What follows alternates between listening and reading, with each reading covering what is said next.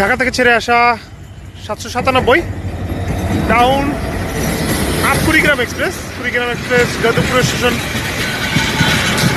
Through pass করবে মনে হচ্ছে, কারণ ট্রেনের গতি মোটামুটি ভালোই দেখা যাচ্ছে এবং কুড়িগ্রাম এক্সপ্রেসের ছাদে অনেক অনেক যাত্রী দেখা যাচ্ছে এই পর্যন্ত। কুড়িগ্রাম এক্সপ্রেসে যাদবপুর স্টেশন থ্রু পাস হতে গিয়েও হলো না মনে হচ্ছে, না যাদবপুর স্টেশন দাঁড়িয়ে গেল।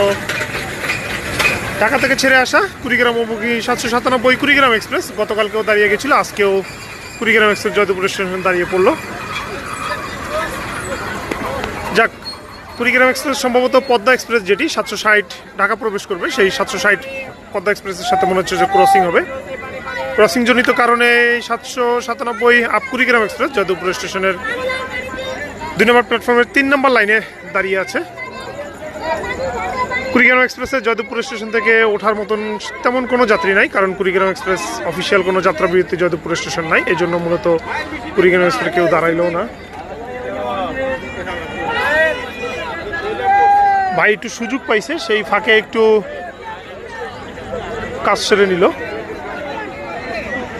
যাক, এদিকে আবার এক সুপারভাইজার কিসে। যাক, সকলকে ধন্যবাদ জানিয়ে বিদায় নিব।